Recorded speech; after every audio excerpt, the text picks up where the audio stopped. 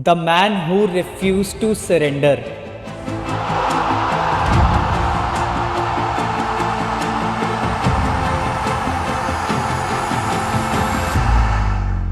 तो पहले तो सर बहुत बहुत धन्यवाद और आपका स्वागत है द RST शो में सर। 37.33 सेकंड्स वो लाइफ के आपके शायद सबसे ज़्यादा इम्पोर्टेंट सेकंड्स रहे हैं। देखो अभी उस टाइम तो मैंने इतना ख्याल नहीं किया था, लेकिन अभी मेरा लड़का ने जो जर्मन से मेरा रिकॉर्ड मंगाया तो मुझे मालूम हो गया। सर आपको पद्मश्री भी मिला 2018 में, रामनाथ कोविंद जी ने आपको पद्मश्री दिया। प्राइम मिनिस्टर नरेंद्र मोदी जी से भी मिलते हो, कैसा मोमेंट था वो आपके लिए वहाँ पे? हमारे महाराष्ट्र के चीफ मिनिस्टर है, उन्होंने भी मुझे बुलाया था। महाराष्ट्र गवर्नमेंट ने टिकट फ्री कर दिया और टैक्स फ्री। 1965 वॉर में आपको 9 गोलियां लगी थी। वो लड़ाई ऐसी चालू हो गई कि सिटी बनने शुरू हो गया। वो सिटी इसके लिए थी तो अपने ऊपर दुश्मन का अटैक आ रहा है, लेकिन लोगों को क्या लगा 4 बजे का टाइम था तो ये चाय का सिटी होगा। मका लेकर चाय पीने के लिए बाहर आ गए थे, वो अंदर ही सब बहुत आदमी खत्म हो गए थे। कार्तिक आर्यन जिन्होंने आपका रोल किया है मूवी में, हर जगह वो यही कहते हैं कि आपसे मिलने के बाद उनकी लाइफ बहुत चेंज हो गई। आई एक बात कहती है कि तू घर चल मुरली मेरे साथ, और तू मेरे साथ रहेगा ठीक हो जाएगा। माँ को जितना प्यार होता है दुनिया में दूसरा किसी को नहीं होता है। मैं हॉस्पिटल में था तो मेरे माँ बाप मुझे मिलने के लिए अश्विनी हॉस्पिटल आए थे। मेरे को 1 दिन 2 दिन गांव आने के तो आप लेके चलो, लेकिन मेरा भाई बोला तुम नहीं आ सकते। एक्चुअली उसका बात ठीक था, हॉस्पिटल में आपको देखने के लिए ताई है, भाई है, नर्स है, और गांव में आपको कौन देखेगा, कौन संभालेगा। तो उसी टाइम मुझे इतना दुख हो गया कि देखो अपना अभी कुछ नहीं रह गया, मैं अभी मरना चाहिए।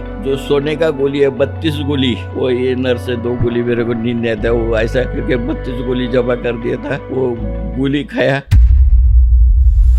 मैंने 1972 में हैडिलबर्ग में गोल्ड मेडल लिया तो मुझे सबसे ज्यादा खुशी हो गई। और जब प्राइज डिस्ट्रीब्यूशन के लिए मैं उधर पहले नंबर पर जाकर खड़ा हो गया और आप जो धुन बज रही थी उसी टाइम अपना इंडिया का फ्लैग ऊपर जा रहा था, तब सबसे ज्यादा दुनिया का मुझे खुशी है। मैं गोल्ड मेडल जीत गया, इसलिए सबसे ज्यादा खुशी होता है। उसमें कभी मुझे खुशी नहीं हुई।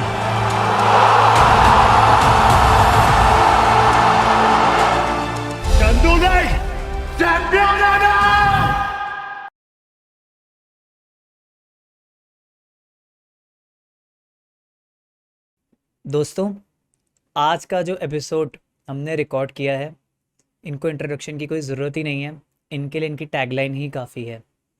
The man who refuse to surrender. Muralikant Petkar ji के साथ हमने आज का एपिसोड रिकॉर्ड किया है। इनसे बात करके मुझे बहुत आज कुछ सीखने को मिला। मुरलीकांत पेटकर जी आज इस देश के लिए एक नेशनल प्राइड बन चुके हैं। उनकी स्टोरी इतनी इंस्पायरिंग है कि उसने ना सिर्फ इंडिया में बल्कि इंटरनेशनली लोगों को छुआ है और इंस्पायर किया है। फैमिली के साथ ये एपिसोड एंजॉय करिए। अगर आपको आज का पॉडकास्ट अच्छा लगा हो और आपको लगता है कि हमारे जो हम मेहनत कर रहे हैं, हम वीडियोस बना रहे हैं, आपको पसंद आते हैं और इससे अगर आपको कोई अच्छा मैसेज मिल रहा है, तो do like it, share it with your friends. Subscribe ज़रूर करिएगा, बेल आइकन को ज़रूर प्रेस करिएगा, बिकॉज आने वाले और भी एपिसोड्स बहुत अच्छे अच्छे गेस्ट से भरे हुए हैं। बहुत अच्छा हमने प्लान किया है और आपके सपोर्ट से ही हम मोटिवेट होते हैं और मेहनत कर रहे हैं कि लोग हमें इतना प्यार दे रहे हैं। वही प्यार हमें मोटिवेट कर रहा है कि हम और अच्छा काम करें। तो बस मेरी आपसे यही रिक्वेस्ट है कि please share the videos with your friends अगर आपको वीडियो पसंद आ रहा हो। और आज का एपिसोड मुरलीकांत पेटकर जी के साथ जो हमने कॉन्वर्सेशन किया है हमारे चंदू चैम्पियन जी के साथ, फैमिली के साथ देखिए, एंजॉय करिए, only on the RST show.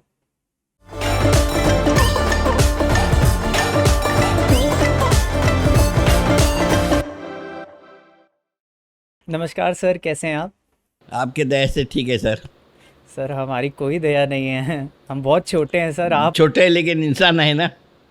हाँ सर, इंसान है, प्रभु की दया से हम तो बोलेंगे, ईश्वर की कृपा से सब मैं तो स्वस्थ रहें, महाराज मस्त की रहें। दया से बोलता हूँ। जी जी जी। तो पहले तो सर आपका बहुत बहुत धन्यवाद और आपका स्वागत है द RST शो में sir. Thank you very much sir. तो मुरलीकांत सर, एक टैगलाइन इस समय पूरे नेशन में बोलूँ या पूरे विश्व में बोलूँ फेमस है इस समय, जो सब लोग की ज़बान पे है, the man who refuse to surrender. जी ये टैगलाइन एक इस समय सिर्फ स्टेटमेंट नहीं रहा, ये टैगलाइन इस समय एक क्रांति जैसे रूप में उभर के आ रही है, और हर नौजवान क्या या हर एज ग्रुप के, चाहे वो बच्चा हो या बूढ़ा हो या मिडिल एज का हो, सबको इंस्पायर कर रही है आपकी स्टोरी सर। जी सर। तो पहले तो सर आपका बहुत ही शुक्रिया, कैसे करूँ, शब्द नहीं है मेरे पास कि आपके स्टोरी ने कितने दिलों को छुआ है, कितनी लाइफ्स को इंस्पायर किया, और कितने लोग जो शायद एक अपनी लाइफ के बारे में एंड सोच रहे थे कि अब उनका क्या होगा या कुछ नहीं हो सकता, वो आपकी स्टोरी देखने के बाद, आपके बारे में जानने के बाद इतने इंस्पायर हुए हैं कि आज वो फिर से उसी विल पावर से इंस्पायर होके काम करने की उम्मीद उनमें जागी है, एक आशा की किरण उनमें जाग गई है। जी सर। जी। तो मुरलीकांत सर, मेरा जी पहले तो आपसे यही सवाल है कि कैसे हैं आप, और आपको कैसा लग रहा है? मैं ठीक हूँ, और मुझे आपने इंटरव्यू ले RSS से, तो मुझे बहुत खुशी है। ठीक है सर, इस समय जैसे आप इस समय, आपका एक तो बहुत बिजी शेड्यूल है और हर जगह से आपको इनवाइट्स आ रहे हैं, बहुत लोग आपको बुला रहे हैं, सब लोग इतना प्यार कर रहे हैं, तो अभी आपको कैसा लग रहा है कि जब आपका, जैसे सबने भी मूवी भी देखा कि मूवी में आपने कहा था कि मैं चैम्पियन है, तो अभी सब आपको चैम्पियन चैम्पियन भी कह रहे हैं, और तो कैसा वो फील आ रहा है इस समय? वो पहले कैसे, मैं तो पढ़ा लिखा ज़्यादा नहीं हूँ, तो मैं देहात से हूँ। पहले मेरा नाम अक्षर पद्मश्री मुरलीकांत पेटकर, मैं रहने वाला वैसे सांगली जिला इस्लामपुर देहात से हूँ। तो मैं ज़्यादा पढ़ा नहीं लिखा हूँ, लेकिन इतना ज़्यादा पिक्चर वगैरह देखता नहीं था, लेकिन मेरे ऊपर पिक्चर लगाया और मैंने वो देखा, इसलिए मुझे बहुत खुशी लग गया। और मेरे पिक्चर देखने के बाद जो लोग मोटिवेट हो रहे, मतलब बहुत खुश हो रहे हैं, इसके लिए मैं बहुत खुश हूँ।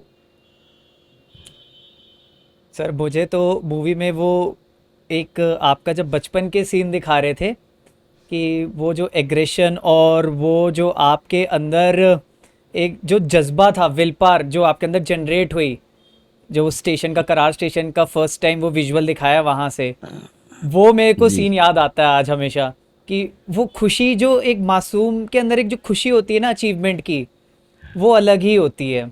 तो आपसे बात करके तो ओके। मुझे वो चीज़ याद आ रही है। देखो, एक तो बात है एकदम बचपन में, मुझे वो स्कूल में पढ़ते समय आप देखा तो पढ़ाई में इतना ये नहीं था। जी तो वो मैंने, मेरे भाई ने मुझे, अब पिक्चर में देखा, भाई ने मुझे, वो खाशाबा जादव रेसलर था, उसका जी आदर्श देने के लिए मुझे वो करार लेकर गए थे, और वो उधर से मैं आदर्श किया कि दुनिया में चैंपियन होने के बाद बहुत आदमी देखने के लिए आता है, बहुत प्यार करते हैं, ऐसा जो सीन दिखाया उसमें मुझे खुश है। तो उसी टाइम से मुझे जोश आ गया, मैं भी एक मेडल लूँगा, जी। वो भी ओलंपिक का। जैसे कि आपने बताया वो करार स्टेशन पे आपके बड़े भाई जगन्नाथ दादा ना? जी, वो लेकर आए थे, वो जुलूस देखा कि वो एक बड़ा चैंपियन आया, तो गांव में कितना रिस्पेक्ट रहता है, वो देखने के बाद मुझे खुशी है और दिल में एक जोश भरा था, मैं भी चैंपियन बनूंगा। सर वो ऐसे ही था कि आप जो जब शाम को आप सब खाना खा रहे थे, घर पे आई खाना बना रही थी, तो आप बता रहे थे कि ढोल है, ताशा है, 100 बैलगाड़ियाँ आ रही हैं। वो सब सच बात है, क्योंकि मैं, मेरा जगन्नाथ भाई और मैं चोरी कर कर देखने के लिए, कुश्ती देखने के लिए, मतलब पहलवान आया करके देखने के लिए गए थे।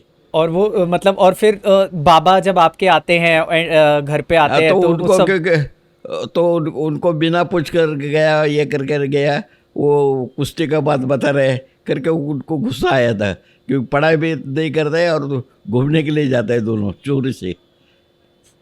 शक्ति थी, मतलब बाबा की आपके घर में, मतलब कि पढ़ाई करो ज़्यादा, खेल कूद में कुछ नहीं है हाँ, अभी। वो फ्रीडम फाइटर, वो फ्रीडम फाइटर भी थे। अच्छा, फ्रीडम फाइटर थे। हाँ पिताजी, दिन में वो टेलरिंग और कपड़े का शॉप मेरा पिताजी का था। जी। हाँ, वो देखा है मैंने, राजा राम टेलर्स करके है, वो नाम था दुकान का। जी। थोड़ा सा अगर मैं पूछूं आपसे बहुत ब्रीफ में कि बाबा के बारे में, अगर आप जैसे अभी बात आपने छेड़ी है, तो अगर मैं पूछूं आपसे कुछ ऐसी याद हो आपके दिमाग में बाबा को लेकर, कुछ आपको याद आता हो। देखो, बाबा मेरे फ्रीडम फाइटर थे। उस सांगली जी। जिला में जो ब्रिटिश चले जाओ तो वो कलेक्टर को हाकलने के लिए उन्होंने पहले फायरिंग करके वो जिला उनको ये था।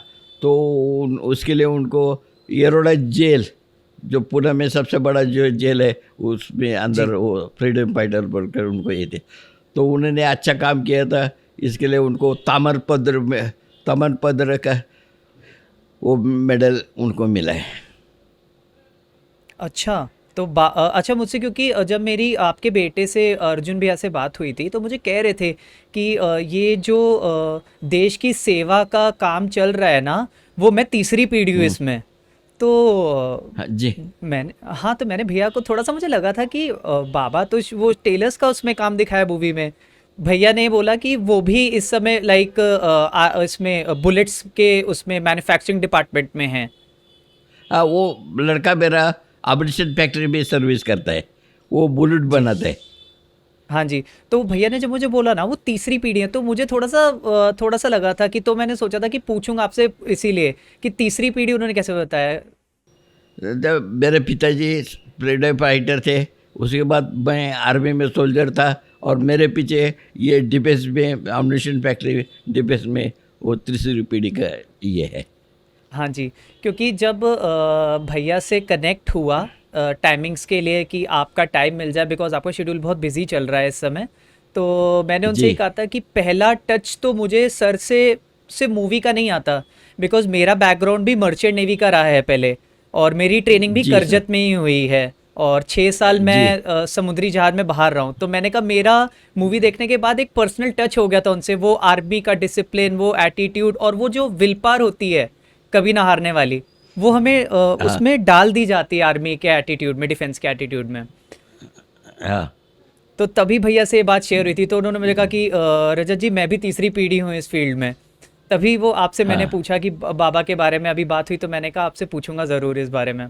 तो क्योंकि मेरे पिताजी भी ये थे, फ्रीडम फाइटर वगैरह थे। मैं आर्मी का सोल्जर, वो भी आर्मी सोल्जर डिफेंस में जो जी। बुलेट बनाते हैं एम्यूनिशन फैक्ट्री में सर्विस करता है। क्या बात है सर। आजकल लोग सोचते हैं बच्चों को जॉब कराएंगे, एमबीए कराते या इधर उधर भेज देते हैं, और आपकी तीसरी पीढ़ी भी आपके परिवार की वो भी आज देश सेवा में लगी हुई है। हम लोग आपने देश सेवा में है हम लोग, और हम लोग देश देश के लिए बहुत प्यार करते हैं। जी सर, वो दिखता भी है, क्योंकि आपने तो जो अचीवमेंट्स करी हैं, और जो भैया भी आपके साथ लग के देश की सेवा भी कर रहे हो, और एक माता पिता की भी सेवा करना इतना, तो वो आप जी। बहुत ब्लेस्ड है सर, आप बहुत ब्लेस्ड हैं। माँ बाप का सेवा हम लोगों ने बहुत किया, माँ बाप को कभी तकलीफ नहीं दिया।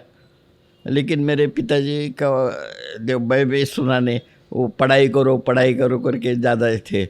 लेकिन अभी आजकल हम लोग एडवाइस भी करते हैं, बच्चा जो लाइन में जाना, कोई डॉक्टर बनता है तो उसको डॉक्टर बनने दो, कोई सोल्जर बनता है उसको सोल्जर बनने दो, कोई अकाउंटेंट का काम करना मांगता है उसको वही काम में लगाओ, उसको ज़बरदस्ती मत करो कि तुम ये गाना गाओ, इसमें ये करो, वो ठीक नहीं। जो बच्चा को क्या पसंद है वो एडवाइस करता हूँ मैं।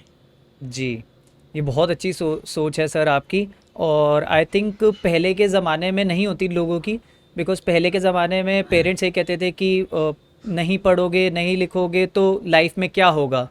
और मूवी में एक शायद सीन भी दिखाया है कि बाबा ने थोड़ा सा आपको फोर्स भी किया था कि पहले एक 9 रुपए कमा के लाओगे, तब मैं तुम्हें कुश्ती लड़ने दूंगा। बराबर है। तो वो बराबर जैसे है। आपने डिस्कस भी कर दिया, तो वो जब वहाँ पे आपका वो पहला कुश्ती वाला सीन भी चल रहा था, वो 9 रुपए की जगह उससे ज़्यादा ही पैसे आपने अर्न किए थे।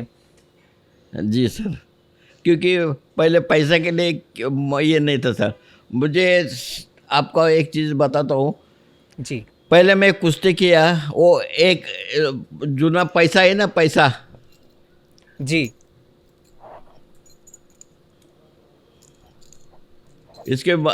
ये देखो, जूना सबसे पुराना 400 साल पहले का ये पैसा है। तो मैंने लाइफ में पहले टाइम कुश्ती जीती थी तो मुझे 1 पैसा मिला था, तो ये 1 पैसा है। क्या बात है सर। देखा? हाँ, दिख रहा है सर। हाँ हाँ। तो ऐसे मेरे पिताजी ने मेरे को बोला, तू पढ़ाई नहीं करता है, ये नहीं करता है, कुछ पैसा तो कुछ कमाओ, घर में कुछ नहीं काम करता है। क्योंकि मेरे को हैबिट था, बच्चा था तब घर से भाग कर जाने का, तालीम में कुश्ती करने का। और मेरे गांव में उधर एक कुआं था, तो कुआं में सब बच्चे लोग क्या करते थे, स्कूल के टाइम में इधर उधर भाग कर आके वो कुआं में जंप मारते खेलते थे पानी में। ऐसा हैबिट था, इसके लिए पिताजी को बहुत गुस्सा था, पढ़ाई नहीं करता करके। जी, उसमें वो दिखाया भी था कि आपको बाद में वो स्कूल लेके गए कि पहले परीक्षा का परिणाम देखेंगे, अगर पास हो गए या फेल हो गए फिर उसके बाद डिसाइड करेंगे कि अखाड़े में जाना है कि नहीं जाना है। जी सर। तो क्या उधर करेक्ट लिखा है कि मैं फेल था, आने वाली नापास करके लिखा था।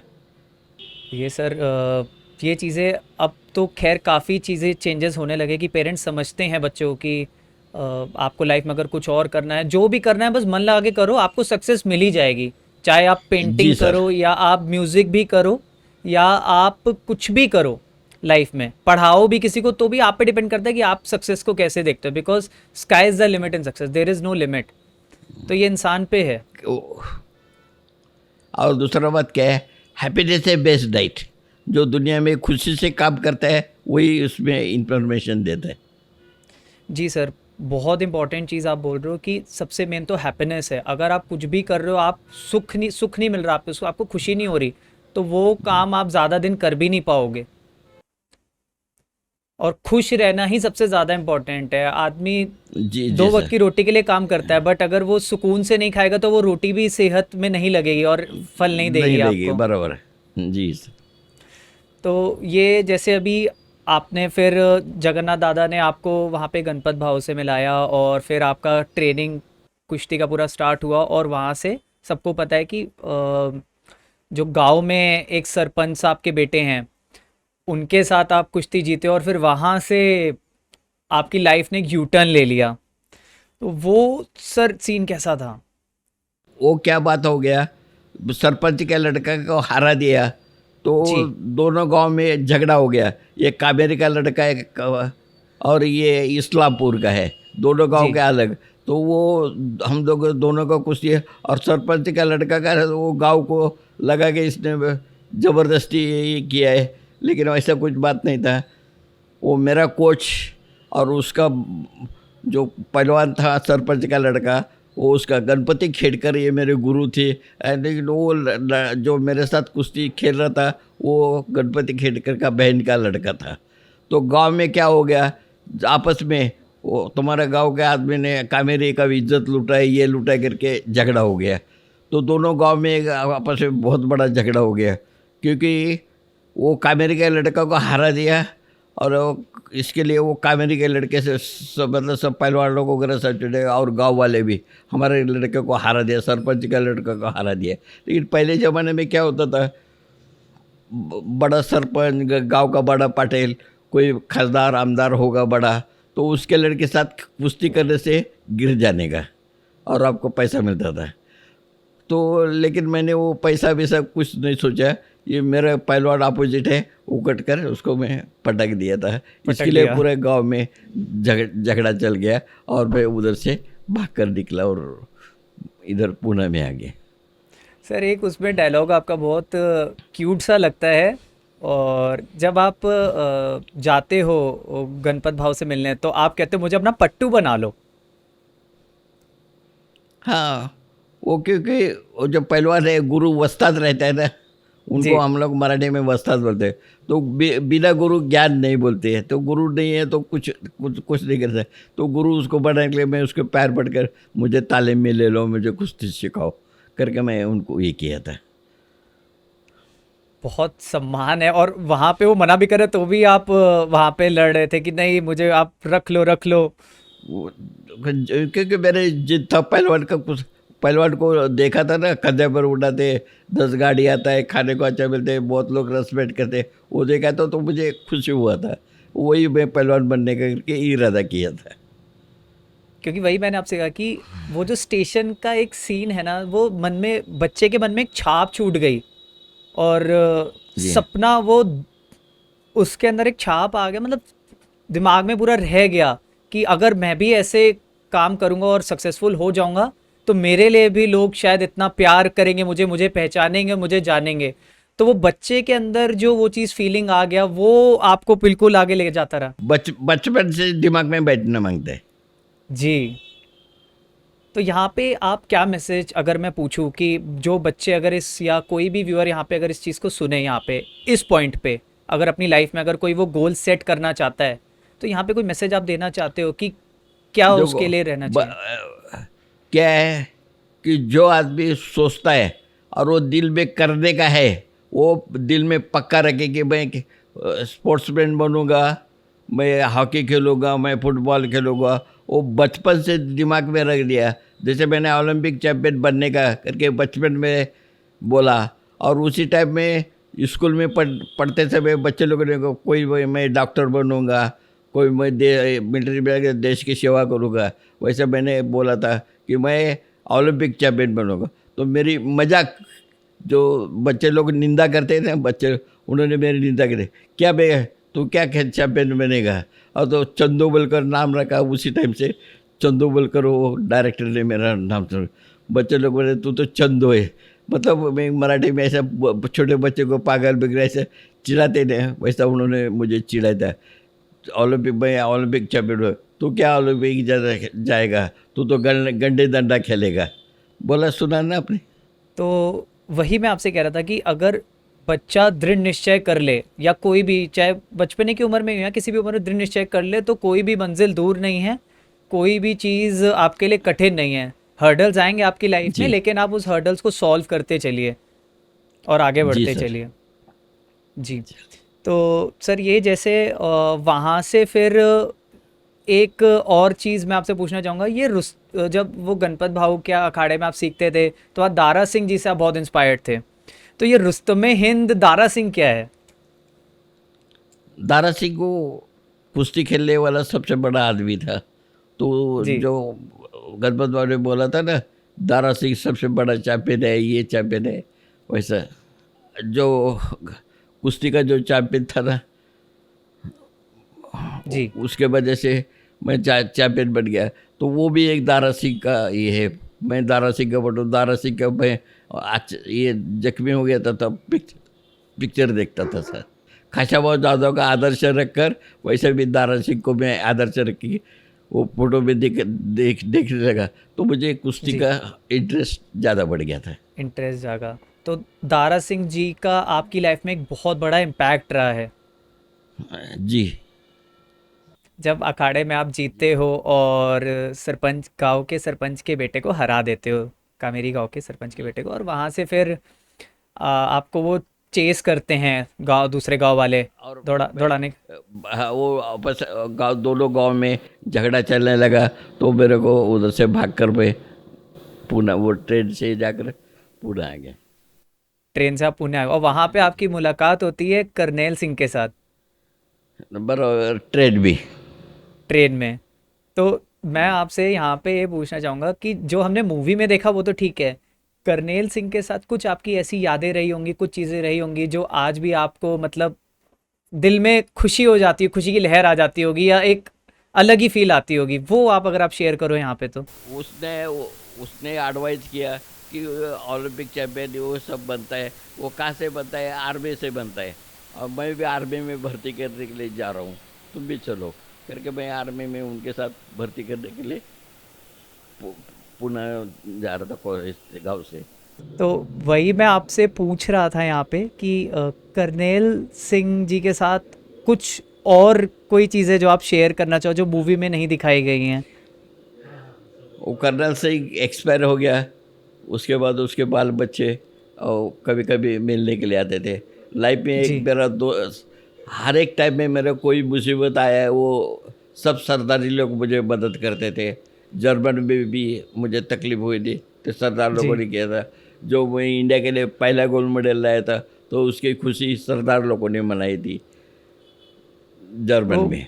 जी वही मैं देख रहा था कि मूवी में भी कुछ सिख लोग दिखा रहे थे झंडा लहराते हुए, प्रेस कर रहे थे आपको। और हाँ वहाँ पर भी आपका ट्रेन में भी एक सीन आता है जब वो कर्नैल जी आपको ऊपर खींचते हैं, मतलब वो है आपका कनेक्शंस है कुछ सिख सिख, ऐसा मुझे लगता है। नहीं वो सिख क्या मालूम, वो भगवान को मालूम। लेकिन वो जो खेल जब से चालू किया था, ये मिलिट्री में ज्वाइन हो गया, तो मेरे साथ वाला भी सरदार जी लोग थे, अमर जी सिंह, महेंद्र सिंह, वो सब ज़्यादा थे सरदार थे। और मेरे को हर एक गेम में, हर एक तकलीफ में सरदार जी लोगों ने बहुत सरदार जी लोग मदद आपके किया। साथ थे। एक वहाँ पे जब आप टोक्यो गेम्स खेलने जाते हो और वो जी फर्स्ट इंटरव्यू जब आप देते हो वहाँ पे इंग्लिश में, हाँ। वो वाला सर कुछ आप सीन शेयर करना चाहोगे? नहीं अभी कैसे, वो तो दिखा दिया प्रेस प्रेस रिपोर्टर वगैरह। आजकल के और उस टाइम के ज़माने में टीवी नहीं था, ये नहीं था, लेकिन उसके लिए टीवी पर नाम आ गया तो उसी में वो पेपर में भी आपको बताया। जी, क्योंकि और भी जैसे बायोएपिक्स रही हैं, मिल्खा सिंह जी की भी रही है और कुछ क्रिकेटर्स की बायोपिक्स आई है, तो उसमें बताते हैं कि उस टाइम पे, पहले के टाइम पे इतना इंग्लिश का क्रेज़ नहीं था, इतनी इंग्लिश नहीं आती नहीं थी तो उस टाइम। बाग मिल्खा है, वो मिल्खा सिंह साहब मेरे साथ थे। हम लोग ये नहीं जी तो, अब मिल्खा सिंह मेरे से 6 साल सीनियर थे।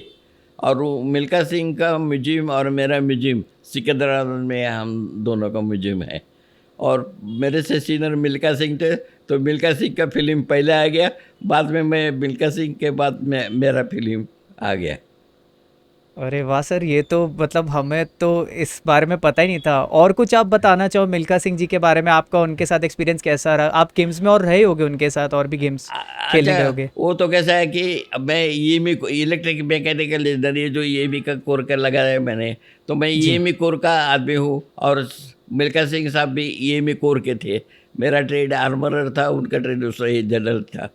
लेकिन हम लोग तो अच्छे दोस्त थे। मैं जूनियर था, वो मेरे से सीनियर थे। तो रिटायर होने के बाद भी मिल्खा सिंह का भी मरने से पहले आने जाने सिकंदराबाद में रीयूनियन होता है, तब हम लोग आपस में मिल कर जाते थे। और मेजर आलवाले का नाम अगर सुना होगा, वो जो एवरेस्ट विनर, जी तो हाँ, आलवाले साहब, उन्होंने मेरे बेटे को, मेरा बेटा भी ट्रैकिंग में इंटरनेशनल स्पोर्ट्स रेफरी वगैरह है, उसने उनसे ट्रेनिंग ली। क्या बात है सर, मेजर मेजर आलवालिया जो क्या बात एवरेस्ट है सर। विनर थे, वो जी लास्ट में हैंडीकैप हिमालय से गिर कर हो गए थे। वो भी ईमीकुर के थे। त्रिलोक सिंह। एक और सीन मैं पूछूंगा आपसे, मैंने आपके और भी इंटरव्यूज़ देखे हैं और उसमें वो एक सीन में है कि वो जब आप इंग्लिश डिनर, मतलब इंग्लिश स्टाइल में डिनर जब कर रहे होते हो या लंच कर रहे होते हो वहाँ पे मेस में, फॉक और स्पून के साथ प्लेट टूट जाती है। अच्छा, वो एक कहानी ऐसा था, जो मैं बॉक्सिंग में 9 फाइट जीतने के बाद, वो उगांडा का बॉक्सर था, उससे उसके साथ हार गया। और मैं उन लोग उगांडा जो साउथ अफ्रीका, काले काले उनका चेहरा और बॉडी मसल देखा ना आपने, जी जिसने मेरे को नॉकआउट किया था। जी तो ये सब होने के बाद वो जापान में क्या होता है, सब हर एक देश में गेट टुगेदर पार्टी होते हैं, सब बॉक्सर भी पार्टी था। तो पार्टी में हाँ बैठे जी थे, तो सब बैठे थे, तो मैं भी बोला। तो मुझे पहले से खाने का बताइए, कांटा चम्मच से खाने का मालूम नहीं था। तो सब जी लोग वो मेरे साथ वाले बॉक्सर, वो मैं विन बॉक्सर है, मैं भी वैसा खाऊंगा करके मैंने किया। तो उस टाइम क्या हो गया, सब लोग खाना खा रहे थे, बैठ कर देख रहे, सब दुनिया हर एक देश के। तो उधर बैठा था, तो मैं भी उनके साथ करूँ वैसा उन लोग खाना खाते हैं, तो वो भी चैंपियन है, मैं भी चैंपियन हूँ, ऐसा करके खाने के लिए। लेकिन मुझे खाने का आइडिया नहीं। अच्छा, मैं सबको देखता था, वो काटा का चम्मच पे, वो क्योंकि उन लोग काट कर वगैरह ऐसा छोटा टुकड़ा था। लेकिन मैं जब ये चम्मच ब्रेड के ऊपर लगाता है तो पूरा ब्रेड आता है, और उनको छोटा आता है। चिकन का जी पीस लेने से वो उन लोगों का छोटा आता है, मेरा एकदम बड़ा आता है, क्योंकि मैं काटा।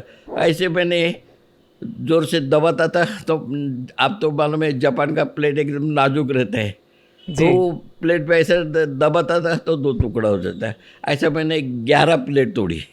11 प्लेट? 11 11 प्लेट तोड़ दिए। तो उसके जी। बाद वो जो उधर का बैठा था लेडीज थी, उनको मालूम पड़ गया, अरे ये सब प्लेट तोड़ रहे हैं। तो उन लोग सब हंस, मेरे को देख कर हंस रहे, लेकिन मेरे को उसके ऊपर ख्याल नहीं। मेरे को दिल में क्या है, इन लोग को छोटा टुकड़ा है, मेरे को क्यों बढ़ाते है, ये दिल करके ऐसे प्लेट तोड़ के ऐसा 11 प्लेट। तो वो चपाती से वो वेटर आ गए, अरे वो टाइप है, तो उसको भी मेरा भाषा नहीं आता है, मेरा भाषा भी उसको नहीं आता। तो उसने मुझे इशारे में पूछा क्या बात है, तो मैंने बोला उनको सबको छोटा टुकड़ा आता है और मेरे को बड़ा आता है। तो उसने, वो मैडम ने मुझे जापान में ब्रेड खाने पर ब्रेड काट कर खाने का, तो मुझे मालूम पड़ गया ब्रेड खा कर का। तो वैसा मैं ये जापान में ब्रेड खाने को सीखा सर। मतलब जापान में सर घूमे भी आप? मतलब ये तो आपने बताया कि एक वहाँ पे जापानीज़ कल्चर आप सीखे वहाँ पे कि खाना कैसे खाना है मेस में, या कांटे और छुरी के साथ, या मैं बोल दूँ स्पून और कांटे के साथ, वो इंटरनेशनल स्टाइल में जैसे खाते हैं मेस में, वो सिखा रहे हैं हाँ, वो। तो मैं उधर जापान में सीख गया था। अरे वाह सर। तो अच्छा ये बताइए, खाने में आपको क्या क्या पसंद है? मुझे खाने में सब पसंद रहते हैं, लेकिन वो क्या है, नाश्ता वैसे चाहिए तो सुबह मुझे अभी भी घर में जल्दी नाश्ता हो रहा है। मैं ऐसा कोई चीज़ दे कि मैं नहीं खाता हूँ, सब मिलता है वो खाता रहता हूँ। सर अभी तो जैसे आम का सीज़न चल रहा है, आम पसंद है आपको? हाँ, मैं मेरा कोई बहुत आम खाता हूँ। मेरे घर का खेती में आम है, आम का अरे पेड़ वाह, लगाया है। क्या बात है सर। अच्छा मैं आपको एक कभी और चीज़ शेयर करूं कि हमारा ना, मतलब फैमिली बिजनेस फल का रहा है। तो सांगली से हमारा पुराना नाता है, क्योंकि वहाँ से अंगूर बहुत आती है हमारे यहाँ कानपुर में, मंडीज जी में। तो जी, वो बहुत उधर का हमारे। वो जी। नहीं, वो महाराष्ट्र में वो द्राक्षी है, वो सांगली जिला, वो मैं इस्लापुर। तो इस्लापुर क्या है, अलग इसमें आता है और मेरा थोड़ा अलग आता है। उधर कोकण में जो मैं रहता हूँ उधर थोड़ा कोकण है, अच्छा। देहाती आदमी ज़्यादा है। तो उधर क्या, आम का पेड़, काजू, काजू, अरे वाह। चिक्कू, चिक्कू ये बहुत ज़्यादा है और चावल ज़्यादा पकता है। जी। और आप जो बोल रहे हैं उधर अंगूर अच्छा, ज़्यादा होता है, सांगली द्राक्षी में, बहुत हाँ जी। ज़्यादा होता है। वो तासगांव, मेरे गांव से एक 20-30 किलोमीटर आगे 20-30 उधर किलोमीटर ये आगे बिकता है।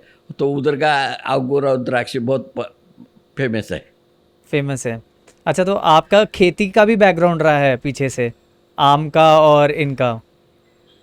काजू और चिक्कू का, अरे वाह सर, और क्या बात है। मूंगफली, हाँ, मूंगफली और चावल बनाते हैं खेती में। ये तो मेरे दोनों फेवरेट फल है सर, चीकू और आम। जी। अब तो आ, कभी आप कभी पुणे में आ गया तो आम के सीजन में आ जाओ, आम खिलाएंगे, सर मैं जरूर आप आना। हाँ, पुणे में मेरी सिस्टर रहती हैं, और मैं जी लास्ट ईयर था पुणे में। और जी अभी सर। एक्चुअली वो सिस्टर घर पे ही हैं मेरे यहाँ, क्योंकि उनको अभी लास्ट महीने ही बेबी गर्ल हुई है अभी, तो डिलीवरी उनकी यहीं पे हुई है, तो साथ में ही है हमारे जी, अभी। तो अभी उनको आप मामा बोल कर रहे तो अब जरूर इधर आइए, तब आपको मैं जी। सब फोटो में मेरा फार्म हाउस है वो आपको बताएंगे सर। अरे वाह। सर मैंगो लस्सी भी बहुत अच्छी मिलती है पुणे में, मैंने पी है। हाँ, पिए। दगड़ू सेठ मंदिर में गया था, और वहाँ पे वो जी सर। मैंगो लस्सी बहुत अच्छी मिलती है सर। वो है, तो ऐसे ऐसे काका का बिजनेस अलग अलग है। आपके जी। पंजाब में, अमृतसर में भी ये अच्छे है। अरे वाह। अमृतसर का भी ठीक। लस्सी अच्छे है। क्यों, मेरे मिलिट्री के साथ थे, महेंद्र सिंह बल को, वो अमृतसर के थे। सर आप मैं गए हो? अमृतसर अमृतसर 2-4 दफा अमृतसर गुरुद्वारा में जाकर रहा। गुरुद्वारा में मैंने अच्छा काम किया, वर्ल्ड लेकर क्या करके, अमृतसर गुरुद्वारा हाफिज साहब, उन्होंने मुझे तलवार दी है। वो तलवार अभी आप बगता है तो वो देख सकते हो, वो लिफ्ट में। अरे वाह, क्या बात है सर। पंजाब में मेरे को अभी मेडल गोल्ड मेडल लेकर आया था पंजाब से। 35 आदमी वो तलवार लेकर आए, बहादुरी का, जो वर्ल्ड रिकॉर्ड करके आए थे, तब उन लोगों ने अच्छा। लेकर आता है। नांदेड़ में गुरु साहब, वहाँ से भी ये किया था। नांदेड़ साहब, समझ गया मैं। जी जी। अच्छा, वहाँ भी आप गए हो? जी। सर आप मतलब बहुत धार्मिक भी है, मैंने अब लग रहा है बहुत। हाँ, क्या समझ में नहीं आता? मैं कह रहा हूँ आप स्पिरिचुअली और धार्मिक भी बहुत है, मतलब ये साइड हमें नहीं पता थी आपकी इतनी, अच्छा। बिकॉज 2 घंटे की मूवी में इतना नहीं पता चलता, बट बिकॉज आपसे आज बात करके ना बहुत सी चीज़ें सीखने को मिल तो रही हैं, और साथ में आपको एज अ पर्सन जानने का जो मौका आज मिला है, ये मेरे लिए जी। एक बहुत बड़ी अपॉर्चुनिटी है, and I feel ji really sir. Blessed कि आपके साथ बात कर पा रहा हूँ आज मैं। जी सर। क्योंकि मुझे अर्जुन भैया ने यही बोला था कि बाबा हैं, और आज जब आप बाबा से बात करोगे ना, तो वो जब अपनी लाइफ की स्टोरी, अपने एक्सपीरियंसेस आपसे शेयर करेंगे तो आपको और अच्छा लगेगा, क्योंकि शायद जितने भी बायो एपिक्स आते हैं उसमें जिसके ऊपर वो फिल्म बन रही है वो इंसान शायद इस दुनिया में अभी नहीं होता है, तो जी सर। उसके मुंह से या उसके खुद से वो चीज़ें और भी चीज़ें नहीं शेयर कर पाते, क्योंकि उनकी फैमिली बाद में बताती है वो सब चीज़ें।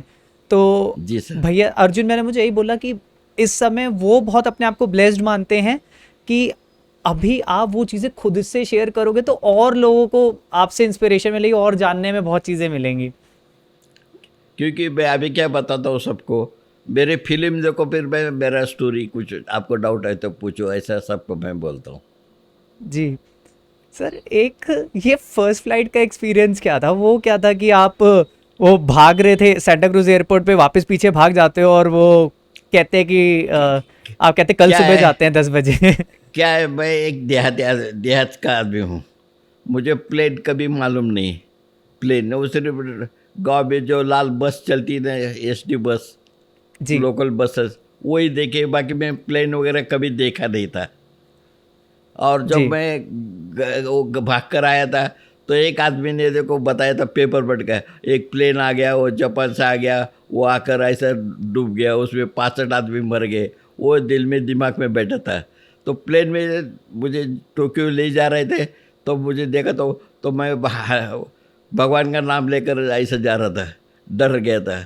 तो मेरा क्वेश्चन कि वो रेली बात है, क्योंकि आप भी नया प्लेन कभी जी नहीं देखा, उसमें बैठने से कितना भी बड़ा आदमी हो, अभी भी देखो प्लेन में एकदम अचानक बैठ गया तो उसको डर लगेगा। वैसा मुझे जी। डर लग रहा था, इसलिए भागा। तो मुझे ज़बरदस्ती डाल के लेकर गए थे। वो मिल्खा सिंह मूवी में भी वो बोलते हैं कि ये बादलों में ऊपर, ये गलत जगह जा रहा है, ठोक देगा जहाज, तो थोड़ा सा लगता है।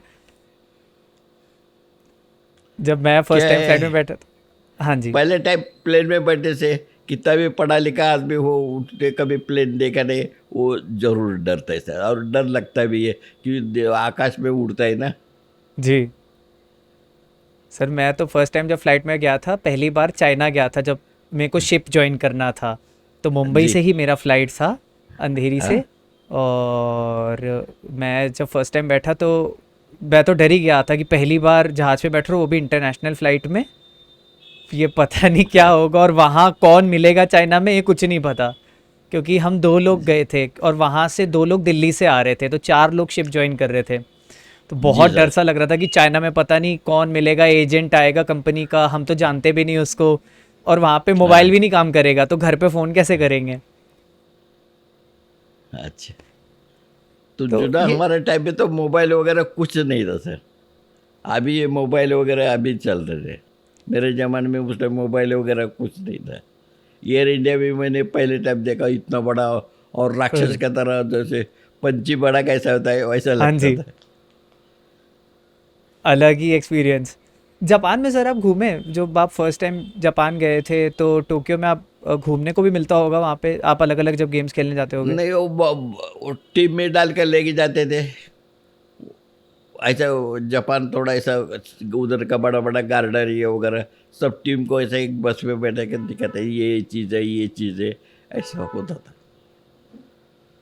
अच्छा अच्छा, मेन फोकस सारा टाइम आपका गेम्स पे ही रहता था कि गेम के लिए हाँ। प्रिपेयर करना है, नेक्स्ट गेम के वो लिए बाहर छोड़ते नहीं थे।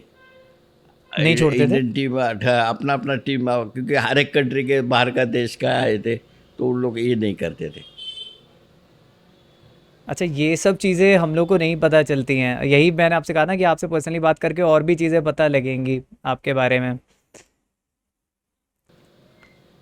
सर फिर वहाँ से थोड़ा सा मैं ये आपसे बात करना चाहूँगा, वो फेज़ कैसा था आपका जब वो टोक्यो गेम्स में एक आपको गहरी चोट भी लगी, कि जो जी। लास्ट मैच, फाइनल मैच था टोक्यो गेम्स में, वो आपने लूज़ किया, तो वहाँ से आपको क्या लगा कि एक सदमा सा लगा था वहाँ पे, मतलब एक क्या क्या है, फीलिंग थी? मैं इंडिया में खेल बॉक्सिंग कर रहा था, तो इंटरनेशनल नेशनल लेवल में सब ये करता था। तो मैं एक देखो राइट हुक एक मारता था, तो वो अभी भी किसको नहीं जमता है, वो मारने के बाद आदमी नॉकआउट हो जाता था। ऐसा मैं इंडिया में बहुत फाइट जीता था, और इंटरनेशनल में जापान में भी 9 फाइट जीतने के बाद साउथ जो आदमी ने मेरे साथ खेलने के लिए आया था, उगांडा, उगांडा साउथ अफ्रीका का देश है, वहाँ से उगांडा से एक बॉक्सर आया था। उसने जी। मैं 9 फाइट जीतने के बाद उगांडा ने मुझे नॉकआउट किया, और इससे पहले 9 देश कंट्री को मैं बॉक्सिंग में नॉकआउट किया था। वो आप इसमें देख लिया, पिक्चर में, बॉक्सिंग के इसमें। तो जी। मैं हार गया था। वो अफ्रीकन टाइप काले काले मुंह के एकदम, उसका बॉडी वीडियो आप देखा होगा, हाँ, फाइनल मैंने में देखा जिसके था। साथ हार जी। गया था उसके साथ। अच्छा, मैं अगर आपसे ये पूछूं कि जैसे और भी एथलीट्स जाते हैं जी, मैचेस के लिए, गेम्स के लिए, आप उनके लिए यहाँ पे क्या एडवाइस करो, जो फर्स्ट टाइम अगर कोई इंटरनेशनल गेम्स खेलने जा रहा है, कि आप उनको यहाँ क्या एडवाइस करोगे अपनी लाइफ के कुछ नहीं। फर्स्ट टाइम गेम्स के एक्सपीरियंस से, कि उनके लिए देखो फर्स्ट टाइम वो कैसे खेलें? क्योंकि जो इंडियन टीम है, ये टीम है, उनको प्लेन के बारे में थोड़ा समझान देना चाहिए। इसमें डरने का बात नहीं, हवा है जहाज में जाने से, कोई डरने की बात नहीं, हिम्मत रखना चाहिए, कुछ नहीं होता है। जैसे आप बस में बैठते हैं वैसा प्लेन में है। वो उनके कोच वगैरह स्पोर्ट्स, कोई भी जा गांव से जा रहा है तो उनको थोड़ा समझाने चाहिए नए आदमी को। जी। नहीं, और ये जो मैचेस की बात कर रहे थे हम, उस पर, जी, क्योंकि जो लास्ट मैच, क्योंकि बहुत सा होता है लोग हिम्मत हार जाते हैं, इतना मंजिल के करीब आकर के भी लोग हिम्मत हार जाते हैं। फिर वो, क्योंकि एक इंटरव्यू मैंने देखा है, एक मतलब एक इंटरनेट पे रील आई थी, उसमें कार्तिक आर्यन जी किसी मूवी थिएटर में जाते हैं और वो एक लड़की से बात कर रहे होते हैं वहाँ पे, वो आपकी मूवी देख रही होती है, तो वो कहती है मैं भी नेशनल लेवल बैडमिंटन प्लेयर हूँ, और वो भी लास्ट मैच कहती है वो हार गई, और वो उसको बहुत दुख फील हुआ वहाँ पे।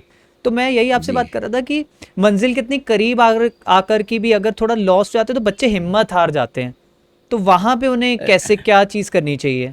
देखो, मैं हार गया था तब हिम्मत नहीं हारा था, लेकिन वो चोट एक ऐसी चीज़ है कि इससे जैसे बोल नहीं सकते, और आदमी ने हिम्मत करने से वो हो जाता है। आपने ये मोना है मैं इसको हराऊंगा, मैं ये काम करूंगा, ऐसा हर स्पोर्ट्समैन के दिल में। और मोटिवेशन क्या होता है, मैंने कभी गोल्ड मेडल के लिए आखिरी तक जिद पकड़ी थी और गोल्ड मेडल लिया। इसके लिए वो अभी जो पिक्चर देखते हैं उनको हो जाता है कि मैं भी गोल्ड मेडल लूँगा, मैं भी स्पोर्ट्स करूँगा, उनका हौसला बढ़ जाता है। जी। वही मैं आपसे बात कर रहा था कि लोग का थोड़ा सा क्या होता है ना माइंडसेट, अगर वो मैच नहीं जीते, क्योंकि समाज क्या बोलेगा और लोग क्या बोलेंगे, उन चीज़ों में चक्रों में फंस जाते हैं और डाउन फील करने लगते हैं, और पूरा विल पावर और कॉन्फिडेंस ख़त्म हो जाता है उनका। बट नहीं आपका वो विल पावर हमेशा हाई रहा। नहीं वो एक जगह है, विल पावर आपने नहीं छोड़ना चाहिए, डर। और मैं हिम्मत में पहले से दिल में रखना चाहिए, मैं इसको नॉकआउट करने था, हराऊंगा, ये दिल में रखना चाहिए। तो आपको क्या मोटिवेट करता था सर, कि आप जैसे उसके बाद भी आप हमेशा खुश रहे और मतलब मोटिवेटेड ही रहे हो कि मैं और आगे इससे मेहनत करूंगा? कोई ऐसा क्या फैक्टर था आपकी लाइफ में, कुछ स्पेशल आज फैक्टर था?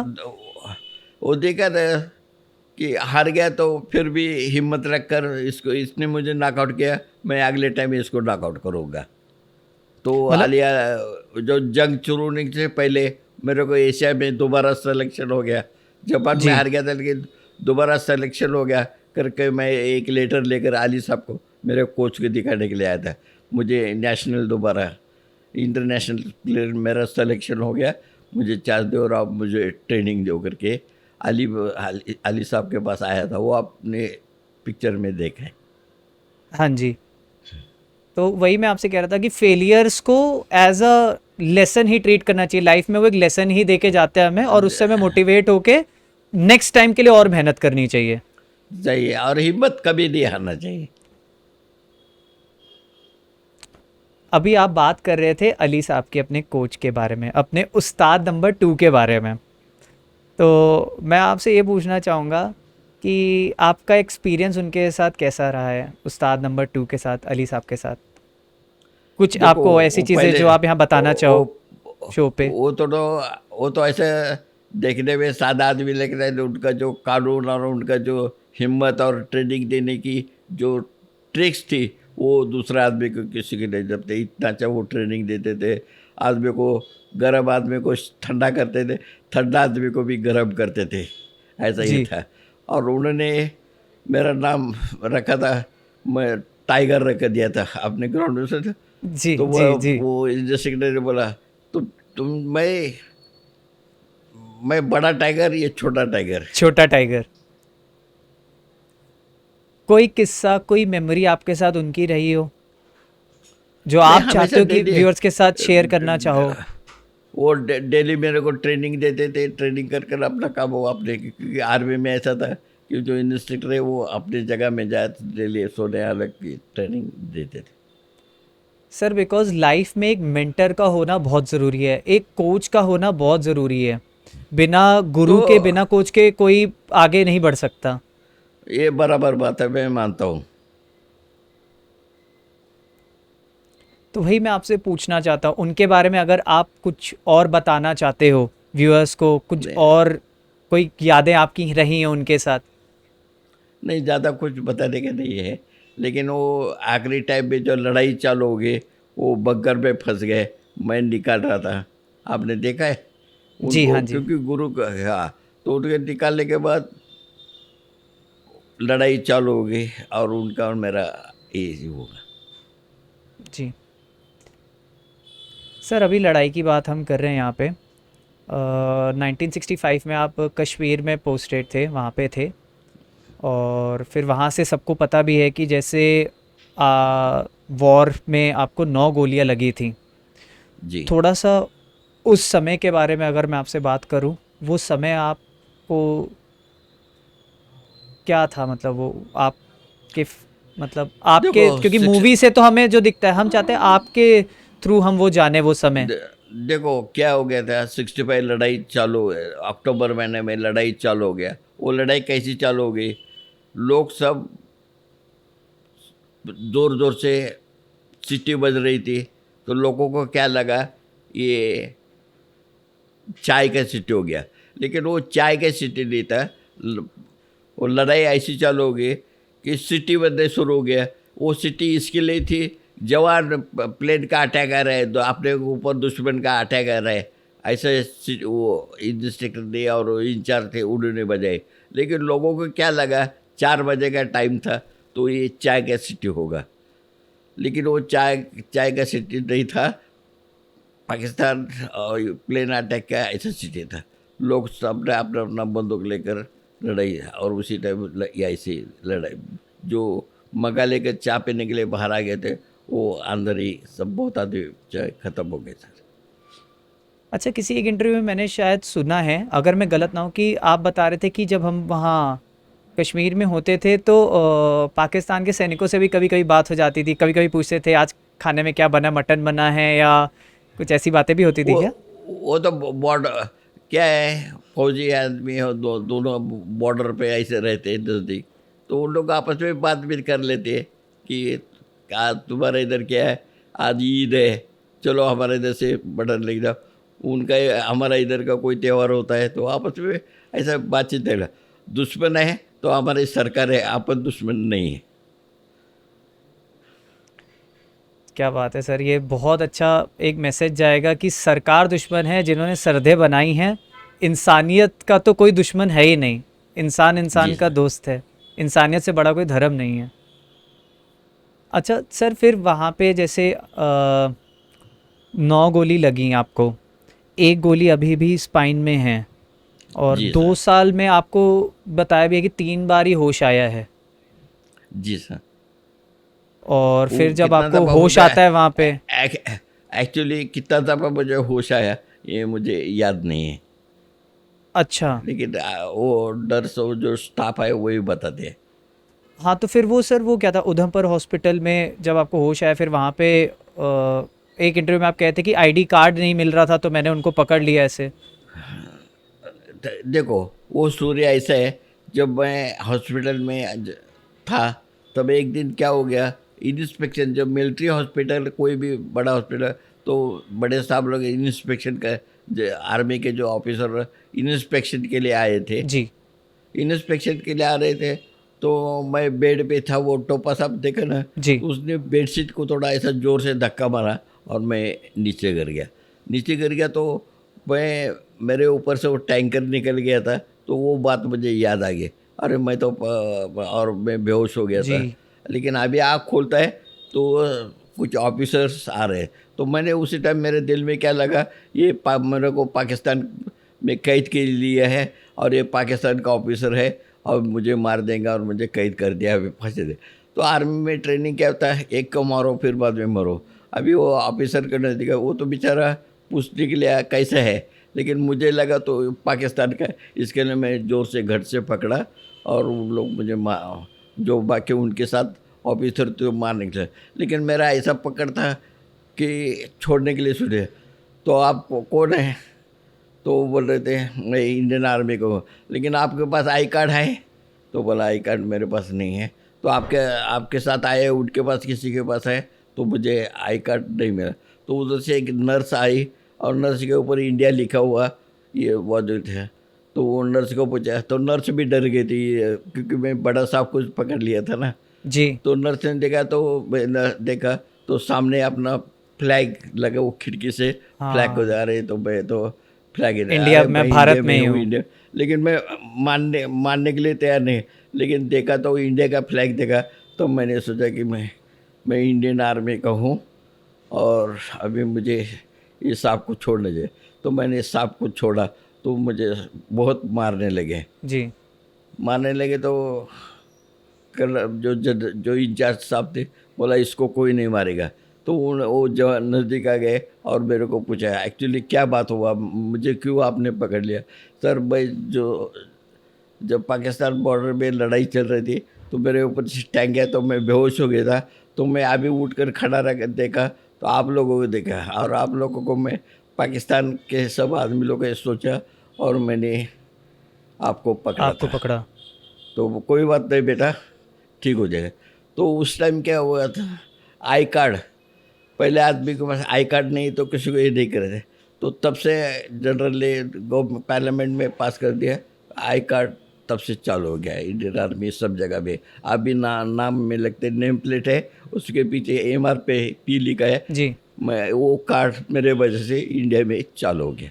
क्या बात है सर, ये चीज़ें हमें नहीं पता थी, ये मूवी में इतना नहीं डिटेल में दिखाया गया है। अब इतना इतना बड़ा स्टोरी है तो उसको टाइम भी लगते हैं। अच्छा सर, वहाँ से जैसे आप शिफ्ट होते हो, टोपैज आपको याद आता है, मतलब जो आपको वहाँ पे फिर अश्विनी हॉस्पिटल में मिलते हैं, उनके साथ भी जी। आपकी बहुत एक स्टोरी दिखाई गई है मूवी में, टोपैज के साथ जो वार्ड बॉय होता है। अच्छा, हाँ चलो सुनो, मेरा ये केस के बाद है मेरा ट्रांसफर, जो बैटल कैजुअल्टी लड़ाई के पेशेंट थे वो दिल्ली हॉस्पिटल में बहुत ज़्यादा हो गया, इसके लिए उनको ट्रांसफ़र करने के लिए सोचा। तो गवर्नमेंट में मद्रास का आदमी है, उनको मद्रास स्टेट में भेज दिया, मध्य प्रदेश का मध्य प्रदेश, यूपी वाला यूपी है। मैं महाराष्ट्र में हूँ, मैंने पुणे कि नहीं तो अश्विनी हॉस्पिटल देव करके पूछा, तो मुझे लकीली अश्विनी हॉस्पिटल में ट्रीटमेंट अच्छा होता है करके मुझे मेरे साहब लोगों ने मुझे अश्विनी हॉस्पिटल में ट्रांसफ़र किया था। तो अश्विनी हॉस्पिटल में ट्रांसफ़र किया था, तब अश्विनी हॉस्पिटल में मेरा टेस्ट वगैरह सब, बॉडी मेडिकल वगैरह सब हो गया। तो लेकिन मेरे को पीठ में दर्द हो गया है, जी तो मैं डॉक्टर को गया, तो उन लोगों ने मेरा एक्सरे वगैरह लिया तो देखा तो उसके अंदर बुलेट रह गई, क्योंकि मैं अनकॉन्शियस था तो मुझे मालूम नहीं था मेरे पेट में गोली था। तो मुझे अश्विनी हॉस्पिटल में मालूम पड़ गया कि मेरे पीठ में गोली है। तब बोला ट्राई किया, उन लोगों ने सब बड़े बड़े डॉक्टर लोगों को ट्राई किया, तो उसमें बोला कि ये गोली निकल नहीं सकता। डॉक्टर गवर्नमेंट जो वर्ल्ड के स्पेशलिस्ट है उन्होंने भी देखा कि गवर्नमेंट में ऐसा कंजूसी नहीं किया कि इसको किसी डॉक्टर को स्पेशलिस्ट दिखाया लेकिन ट्रीटमेंट नहीं होगा करके बोला। तो उधर के फिजियोथेरेपिस्ट और डॉक्टर इंचार्ज थे, उन्होंने बोला कि अभी आप तो ठीक ये गोली कहीं भी निकाल नहीं सकते। तो मेरे को उसी टाइम थोड़ा दुख लग गया और बोला कि आप थोड़ा स्विमिंग करने से आप थोड़ा चल सकोगे, इसीलिए मैंने स्विमिंग करना शुरू कर दिया। स्विमिंग के दौरान अश्विन हॉस्पिटल में था, स्विमिंग चालू था। ऐसा करते तो स्विमिंग में मेरा इतना अच्छा टाइमिंग हो गया जो अचानक में हार सकते, इतना स्विमिंग का प्रैक्टिस। क्योंकि जो आली साहब उस टाइम दिखा दिए, तो आली साहब ने बोला कि मच्छी को भी पैर पैर नहीं होते, वो तैरती है, तो आप तो इंसान है, क्यों नहीं तैरेगा करके उन्होंने मुझे हिम्मत दिया और मैंने स्विमिंग चालू कर दिया। ये स्विमिंग में अच्छा रिकॉर्ड बनाकर विजय मर्चेंट आपने सुना होगा जी। तो वो, हाँ, विजय मर्चेंट, उन्होंने मुझे इंटरनेशनल जो खेल होते हैं वो इंटरनेशनल इंग्लैंड जापान टोक्यो से जब है तो हैंडीकैप का पहले टाइम स्विमिंग क्या मतलब पहले टाइम हैंडीकैप स्पोर्ट्स हो रहा था, तो उसमें विजय मर्चेंट ने मेरे को सेलेक्ट कर लंदन में भेजा। वो लंदन में मैंने first time international gold medal या स्टॉक मेडल है, वही है।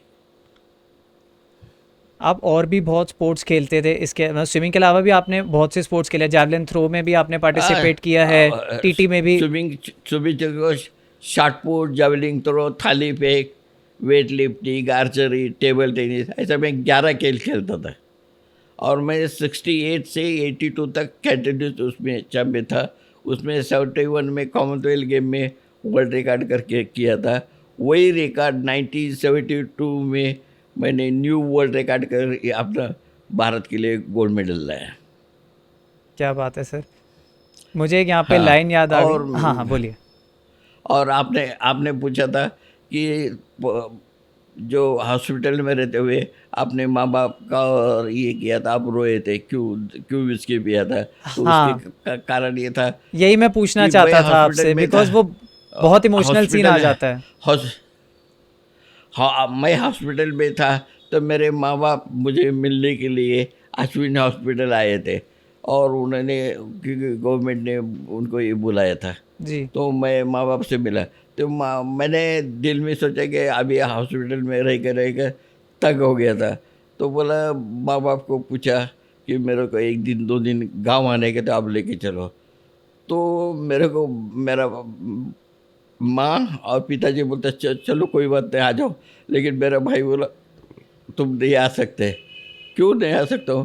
क्योंकि तुम्हारा एक्चुअली उसका बात ठीक था, यूरिनल ठीक नहीं है, संडास को तुमको मालूम नहीं पड़ता है, और इधर तो हॉस्पिटल में आपको देखने के लिए ताई है, बाई है, नर्स है, सब देखेंगे, और गांव में आपको कौन देखेगा, कौन संभालेगा? तुम्हारा लैट्रिन हो गया तो आपको कौन देखेगा? इसके लिए मुझे बोला कि तुमको गाँव नहीं छोड़। तो भाई, माँ, पिताजी मेरे को हॉस्पिटल में छोड़ कर घर गए। तो उसी टाइम मुझे इतना दुख हो गया कि देखो अपना अभी कुछ नहीं रह गया, मैं अभी मरना चाहिए करके गुस्सा में, दिल में गुस्सा आया।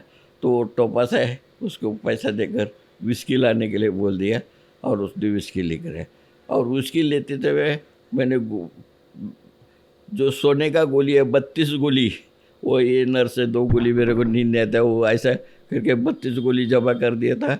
और 2 विस्की का बॉटल वो टोपा से लाया, वो दिखाया पिक्चर में, वो गोली खाया। गोली खाते खाते और मैं पी रहा था, तो टोपा बोला, अरे आज एक मेरे को बहुत अच्छा दुगी तिगी चौकी मेरे को नाम बता गया, तो मुरली बाबा थोड़ा पैसा दे दो। तो मैंने 100 रुपये निकाल लिया। अरे मुरली बाबा, और 1 लाख बहुत अच्छा है, तुम भी खेलो। अरे मैंने तो उसको बोला था मेरा तो लक नहीं, ये नहीं, कुछ नहीं, तो एक करो। तो मैंने और 100 रुपये दिया। तो 100 रुपये का जो उसको मटका लग गया, उसके ऊपर मेरा 100, तो 100 का 44,000। तो ऐसा उसी टाइम में अपना विस्की पिया और गोली खाते रह गया। और वो जाकर मटका किंग बन गया। मटका अभी भी दुनिया में सब में पैसे का वो लपड़ा हो जाता है, लेकिन मटका में नहीं होता है।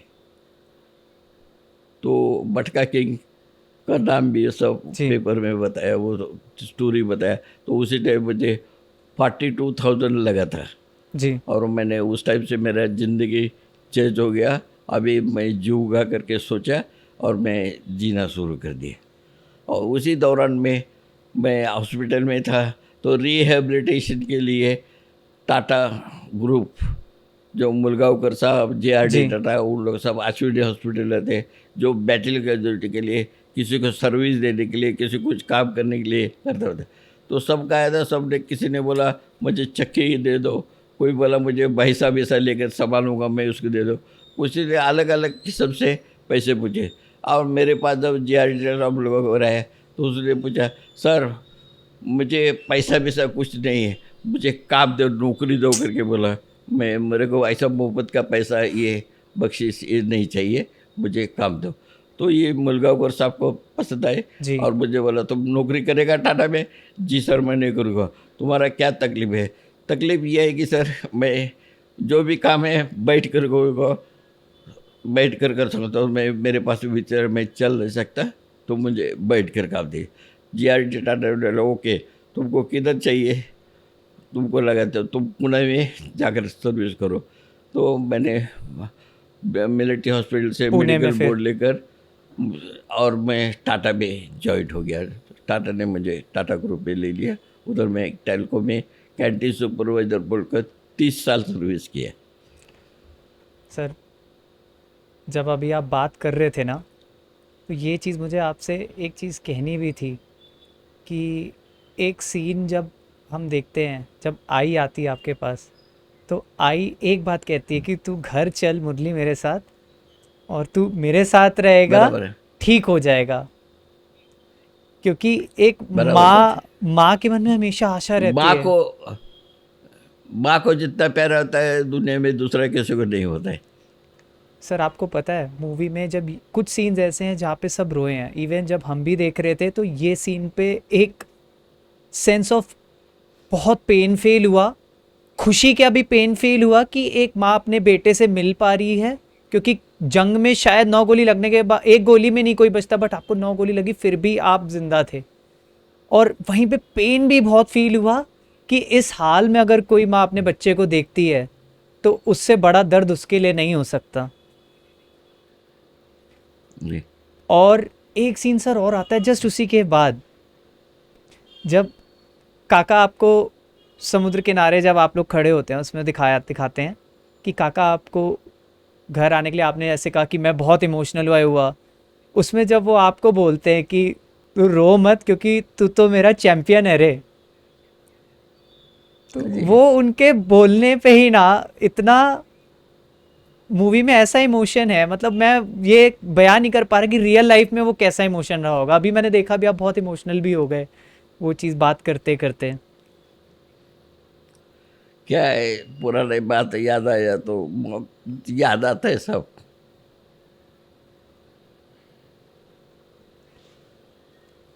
सर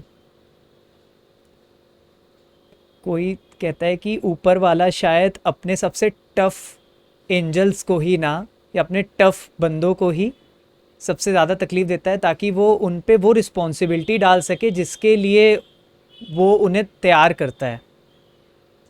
जी सर।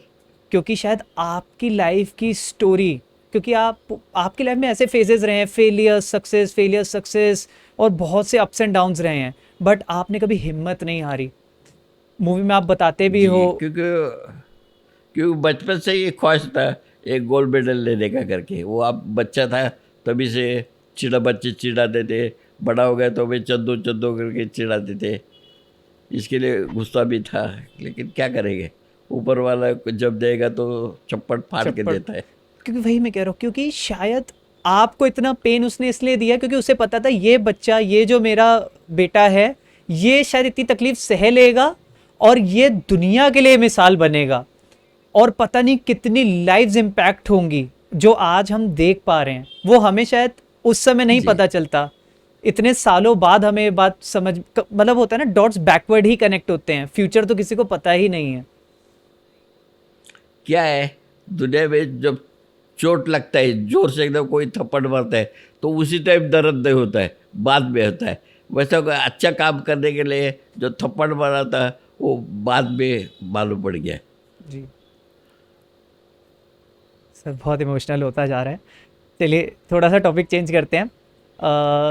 एक यहाँ पे एक बहुत अच्छा मोटिवेशनल लाइन है जो आपकी वजह से हमें बहुत इंस्पायर कर रही है इस समय, कि सपना जी तब खत्म होता है जब हम सपना देखना बंद कर देते हैं। जी और उसमें वो शायद वहाँ पे डेट भी मेंशन करी उन्होंने कि वो मैच देखने आप जाते हो 29 मई 1968, 1968, 29 मई को दारा सिंह का जी मैच देखने जाते हो, तब अली साहब आपको कहते हैं कि छोटू सपना अभी ख़त्म नहीं हुआ है, देखना बंद करेगा वो तब ख़त्म होगा। वो वो आली साहब ने बात की है, वो सच बात की है। क्योंकि वहाँ से लाइफ का एक और टर्निंग पॉइंट आया आपका, पैरा ओलंपिक्स। बोलो। वहाँ से आपको एक अलग ही दिशा स्टार्ट हो गई आपकी। मतलब मेरे को लगता है लाइफ के आपके बहुत से ऐसे टर्निंग पॉइंट्स रहे हैं, आई थिंक ये वाला भी एक जी टर्निंग पॉइंट ही था आपका। जी फिर सर। आपने बताया कि जैसे मैंने बहुत से स्पोर्ट्स खेले, मेडल्स भी लेके आया मैं, लंदन भी गए और भी बहुत सी कंट्रीज़ में गए हो। जी और अब जो आपके वर्ल्ड रिकॉर्ड की हम बात करते हैं, जो आपने गोल्ड मेडल जहाँ पे आता है। देखो, सबसे ज़्यादा मैंने 1972 में हाइडेलबर्ग में गोल्ड मेडल लिया। उसी टाइम जो पहला हीट दूसरा हीट में थोड़ा खराब कर कर बाद में अच्छा करके वर्ल्ड में फर्स्ट, जो लास्ट हीट में उसमें मैं दुनिया में फर्स्ट आ गया, तो मुझे सबसे ज़्यादा खुशी हो गई। और उससे सबसे ज़्यादा उसी टाइम मुझे खुशी हो गई जब अभी ब्रॉन्ज मेडल का थर्ड पोजीशन पर फ्लैग जाता है, सेकंड सिल्वर मेडल का दूसरे नंबर पर जाता है, ओलंपिक का गोल्ड मेडल सबसे ऊपर फ्लैग जाता है। तो जब प्राइज डिस्ट्रीब्यूशन के लिए मैं वो स्टेज पर जो 1 2 3 लिखता है, उधर पहले नंबर पर जाकर खड़ा हो गया। और आप जो धुन बज रही थी उसी टाइम अपना इंडिया का फ्लैग ऊपर जा रहा था, तब सबसे ज़्यादा दुनिया का मुझे खुशी है। मैं दुनिया का हर चीज़ के बारे में मैं जीत गया, मैं गोल्ड मेडल जीत गया, इसलिए सबसे ज़्यादा खुशी हुई था। और उसमें कभी मुझे खुशी नहीं हुई थी, और क्योंकि इंडिया का फ्लैग सबसे ऊपर था। ऊपर था। कार्तिक आर्यन सर के इंटरव्यूज में भी उन्होंने कहा है कि वो जब वो सीन शूट कर रहे थे वहाँ पे, तो उनके आंसू खुद से आने लग गए। उनके लिए वो मोमेंट बहुत स्पेशल था, क्योंकि वो भी वही फील कर रहे थे जो आप बता रहे हो, कि इंडिया का फ्लैग धीरे धीरे जब ऊपर जा रहा था, वो नेचुरली उनके चेहरे पे वो एक्सप्रेशंस आ गए थे वहाँ पे। जी, वो तो सबके अभी भी जो पिक्चर देखते हैं उनको भी यही फील होता है, क्योंकि और सबको भी खुशी होता है कि अपना इंडिया का फ्लैग फ्लैग उसमें ऊपर जा बताते रहा हैं और फ्लैग ऊपर जाता है। सर जब लास्ट राउंड चल रहा होता है, फिनाले में जब दिखाते हैं कि आप तीसरी पोजीशन से दूसरी पे आते हो, बेटिंग एंड्रू सर को आप बीट करते हो, पीटर ऑलब्रिच को डिफीट करते हो, सेकंड पे आते हो, फिर आंद्रे सेरमैक को डिफीट करके फर्स्ट पोजीशन पे आते हो। लेकिन जी वो वहाँ पे एक और सीन दिखाते हैं मूवी में, कि जब आपको फ्लैशबैक की कुछ चीज़ें दिखा रहे होते हैं मूवी में, कार्तिक सर मतलब जब वो स्विमिंग कर रहे होते हैं वहाँ पे, आपका वो शॉट दिखाते हैं कि एक सीन आता है पहले कि आपके फेलियर्स आपके सामने आते हैं, आपको जो लोग चिढ़ाते थे वो सामने आते हैं वहाँ पे फिनिश जी करने से पहले।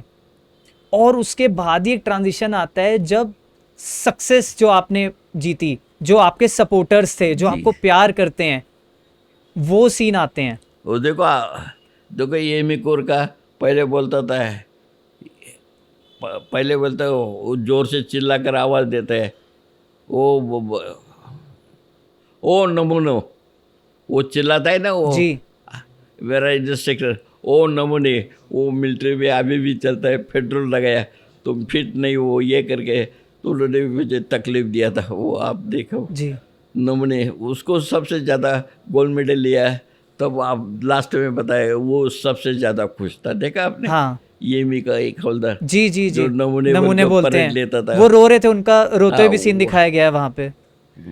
हाँ, क्योंकि मेरा एक चेला वर्ल्ड चैंपियन हो गया, वो मेरे से ज़्यादा उनको खुशी हुई थी, क्या बात है सर। क्योंकि उनके अंडर में मैंने ट्रेनिंग किया था ना, तो उनको याद जरूर आना था। सर 37 सेकेंड्स, 37.33 सेकेंड्स, और वो लाइफ के आपके शायद सबसे ज़्यादा इम्पोर्टेंट सेकेंड्स रहे हैं। देखो अभी उस टाइम तो मैंने इतना ख्याल नहीं किया था, जी। लेकिन अभी जो वो मेरा लड़का ने जो जर्मन से मेरा रिकॉर्ड मंगाया तो मालूम मुझे पड़ गया, क्योंकि उस टाइम कुछ इतना ये नहीं था। तो मेरे लड़के ने और उसका एक फ्रेंड ने दोनों ने मिलकर कंप्यूटर में वो रिजल्ट निकाला, तो मुझे मालूम हो गया मेरा 37 तक वो टाइमिंग था। तो वही सर मैं बात कर रहा था ठीक। कि जो लाइफ के कुछ ऐसे सेकंड्स, मतलब हम अभी जैसे बात भी कर रहे हैं तो 30 सेकंड या 35 सेकंड लाइफ में लोग कहते हैं ना कि कुछ भी मायने नहीं रखते, बट वो शायद आपके लाइफ के 35 सेकंड या 37 सेकंड ने दुनिया की आज लाइफ चेंज करेंगे, दुनिया को इम्पैक्ट कर रहे हैं, आने वाली पीढ़ियों को इम्पैक्ट करेंगे। जी। बहुत इंपॉर्टेंट है, एक एक सेकंड से लेकिन चीज़ें चेंज हो जाती हैं। अभी क्या है, ये सब मोटिवेशन बन गया। आप चंदू चैंपियन का पब्लिसिटी करने से बहुत आदमी को मोटिवेट हो जाएगा, और ये काम काम बहुत अच्छा कर रहे हैं। और मेरा क्या है, अब एक ख्वाहिश क्या है वो मैं बताता हूँ। मेरी ख्वाहिश है कि अभी मैंने गोल्ड मेडल लाया ओलंपिक का, तो अभी ओलंपिक के लिए हैंडीकैप टीम और अच्छी टीम अभी ओलंपिक आ रहे हैं, तो ओलंपिक में ज़्यादा से ज़्यादा गोल्ड मेडल लाए, यही मेरी ख्वाहिश है।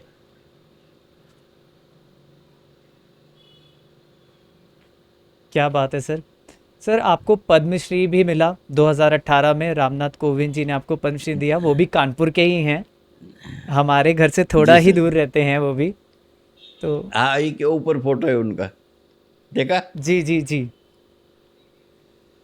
वो फीलिंग आपकी कैसी रही जब आपको पता चलता है कि आपको पद्मश्री के लिए नॉमिनेट किया है, और आप वहाँ जाते हो, आप मिलते हो प्राइम मिनिस्टर नरेंद्र मोदी जी से भी मिलते हो, अलग अलग डिग्नेटरीज से भी मिलते हो, उत्तराखंड के गवर्नर गुरमीत सिंह जी से भी आपकी मुलाकात होती है वहाँ पे। जी सर। कैसा मोमेंट था वो आपके लिए वहाँ पे? दे- देखो ना, पद्मश्री मिला और लेने के लिए मुझे बुलाया था, तब पहले पद्मश्री को लेने के लिए बहुत ही कर रहा, लेकिन अभी मोदी सरकार में पद्मश्री ले रहे तो बहुत मोटिवेशन होता है। जो उसमें ये करते हैं उनको एक, जो पद्मश्री मोदी साहब के ज़माने में आया, वो किसी कोई वसीलाबाजी नहीं, कोई ये नहीं है, लेकिन वो अच्छा आदमी को बराबर चुन सकते हैं। क्योंकि मेरे को जो पद्मश्री दिया तो पूरा भारत में वोटिंग बेस पर हुआ। सर जैसे कुछ इंटरव्यूज़ मैंने कबीर सर के भी सुने थे, जो डायरेक्टर है मूवी के, और उन्होंने को प्रोड्यूस भी करी है मूवी, और वो आपसे जब मिलने आए आपके घर पे आपकी जी। स्टोरी सुन के, तो आपको कैसा लगा कि अब वो घर पे आए, वो पिक्चर बन रही है आपके और मूवी बन रही है? How was you feeling that time? नहीं, वो आए तो मुझे इतना इतना इतना इंटरेस्ट, इतना कुछ उसके बारे में मूवी वगैरह के मालूम नहीं था। वो आए, मेरे लड़के के साथ 4-5 फ्रेंड है, उन लोगों ने उनके साथ बातचीत हो गई, और लेन देन ऐसा पैसा चाहिए थे। मैं सिर्फ बोला कि मेरा नाम दुनिया में हो, तुम्हारा जो स्टोरी है मैं दुनिया के सामने सबसे अच्छा बना कर रखूँगा, यही बात बोला। जो आपको जो करना है वो आप कीजिए करके मैंने बोल दिया। और उन्होंने 8 घंटा तक मेरा पूरा हिस्ट्री सुना। उसके बाद में उन्होंने मुझे कंटिन्यूस 8 घंटा 8 घंटा पिक्चर कंटिन्यूअस, का पूरा एक एक डिटेल उन्होंने लिखा? कंटिन्यूस, वो सुबह सुबह से इंटरव्यू लेकर सिर्फ बाथरूम वगैरह जाने के लिए रुकते थे, वो ऐसा कर कर ये किया था।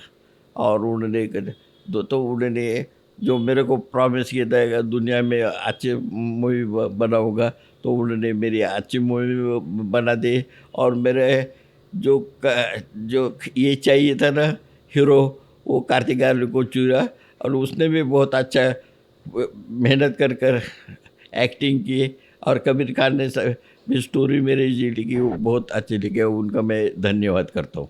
क्या बात है सर। कार्तिक आर्यन सर का आपको पता है इंस्टाग्राम या कहीं भी सोशल मीडियाज पे वो आपके लिए क्या लिखते हैं? उनके हर पोस्ट में जितने भी चंदू चैंपियन के ट्रेलर्स या टीजर्स या कुछ भी वीडियोस डाल रहे हैं ना, वो आपका ज़रूर मेंशन करते हैं कि अगर मुरली सर की स्टोरी या और मुरली सर की स्टोरी से बहुत ज़्यादा इंस्पायर्ड हैं वो, और मुरली सर से मिलने के बाद उनकी लाइफ पूरी चेंज हो गई है। अभी के चेंज है ऐसे है, 2 टाइम खाना खाने का, 2 टाइम खाना खाता हूँ, सुबह एक्सरसाइज करता हूँ, डॉक्टर ने जो दवाई दी लिख के दी है वो दोनों टाइम दवा खाता हूँ। और मेरा 80 साल से अभी ज़्यादा उम्र है, मैं खुश हूँ, आराम है।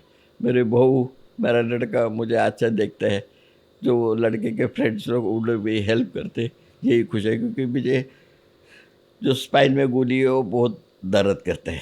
हाँ हाँ सर, मैं वही कह रहा था कि कार्तिक आर्यन जिन्होंने आपका रोल किया है मूवी में, आपको रिप्रेजेंट कर रहे हैं मुरलीकांत पेटकर को मूवी में, उनके हर पोस्ट में, मतलब उनके हर जगह वो यही कहते हैं कि आपसे मिलने के बाद उनकी लाइफ बहुत चेंज हो गई, वो बहुत ज़्यादा इंस्पायर्ड है आपसे।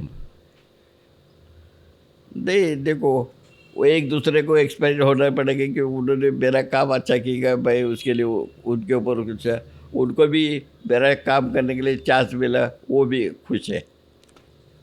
आपको कैसा लगा, आपने मूवी देखी, आपको क्या लगा कि मूवी कैसी लगी आपको जब आप देखते थे? बिकॉज स्क्रीनिंग के टाइम आपके कुछ शॉर्ट्स हमने देखे हैं नेट पे।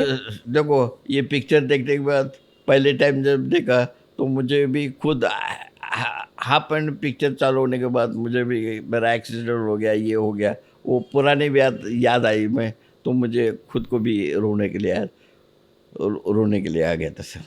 आपके वो इंटरनेट पे हमने वो भी देखे, कुछ स्क्रीनिंग के टाइम पे आपके आंसू दिखे, एक्चुअली में आपको रोते हुए देखा है सबने कि, और हाँ, बहुत टच हो गए सब। क्योंकि मैं मेरा खुद का स्टोरी होकर मैं रोया, तो आप लोगों ने देखा तो आपका क्या हाल है वो सर बहुत से रिव्यूज़ देख रहे हैं लोग, बहुत ज़्यादा टच हैं।